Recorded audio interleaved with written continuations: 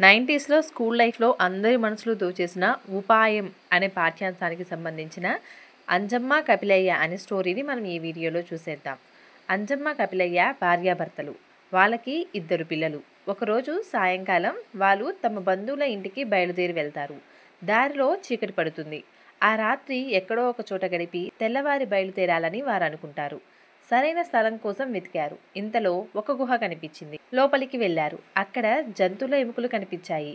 అంజమ్మ, అయ్యో, ఇది సింగమయ్య ఇల్లులా ఉందే. అతను మనల్ని చూస్తే పట్టి చంపి తింటాడు. పిల్లలిద్దరూ భయంతో గజగజ వణికిపోయారు. అప్పుడు చీకట్లో ఎక్కడికని వెళ్తాం? సింగమయ్య లేడు కదా. వచ్చాక చూద్దాం అన్నాడు కపిలయ్య. సింగమయ్య కుందేలు మాంసం తిని నెమ్మదిగా తన ఇంటికి బయలుదేరాడు. దూరంలోనే సింగమయ్య రాకను అంజమ్మ గమనించింది. కపిలయ్యకు చెప్పింది. అతను ఆమె చెవిలో గుసగుసలాడాడు.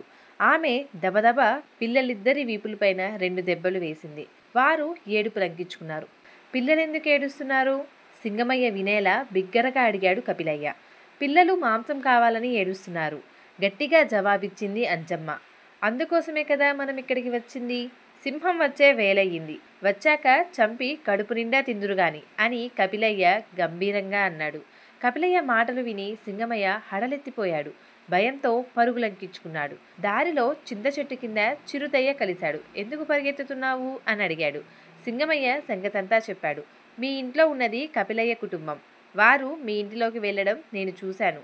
పకపక నవ్వుతూ అన్నాడు చిరుతయ్య. అనుమానంగా చూశాడు సింగయ్య. ఒట్టు, అది ఖచ్చితంగా కపిలయ్య కుటుంబమే. నా కల్లారా నేను చూశాను అన్నాడు చిరుతయ్య. అయినా సింగమయ్యకు నమ్మకం కలగలేదు. అయితే మనమిద్దరం తోకలు ముడి వేసుకొని కలిసి వెళ్దాం. తుంటరి కపిలయ్య పని పడదాం అని చిరుతయ్య అన్నాడు. సరే అన్నాడు సింగయ్య. ఇద్దరూ తోకలు పీటముడి వేసుకొని గుహ వైపు వెళ్లారు. దూరం నుంచి కపిలయ్య వీరిద్దరిని చూశాడు. భార్యకు సైగ చేశాడు. ఆమె మళ్ళీ పిల్లల్ని దబదబా బాధింది. వారికి ఏమీ అర్థం కాక బిగ్గరగా ఏడ్చారు. ఏడుపు ఆపండి, సింహానికి మాయమాటలు చెప్పి తీసుకురమ్మని చిరుతయ్యను పంపాను. రాగానే చంపి తిందురుగాని కోపంగా అన్నాడు కపిలయ్య. సింగమయ్య అనుమానం బలపడింది. భయంతో హడలెత్తిపోయి పరుగు తీశాడు. రాళ్ళు రప్పల్లోనూ ముళ్ళు తుప్పల్లోనూ పడుతూ లేస్తూ ఒకటే పరుగు. పరుగే పరుగు. పాపం చిరుతయ్య తోక తెగిపోయింది.